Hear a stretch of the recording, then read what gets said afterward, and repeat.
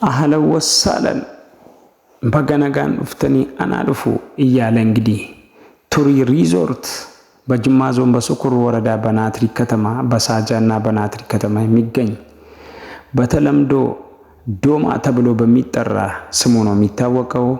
ለተሳፋሪዎች ለከባድ አሽከርካሪ እንዲሁም ለሁሉም አሽከርካሪ ሹፌሮች የሚመች ቦታ ነው። በናትሪ ከተማና በሳጃ መሃል የሚገኝ ምርጥ መናፈሻ ንጹህ አየር የምታገኙበት ቦታ ነው። እንግዲህ ቱሪ ይላል።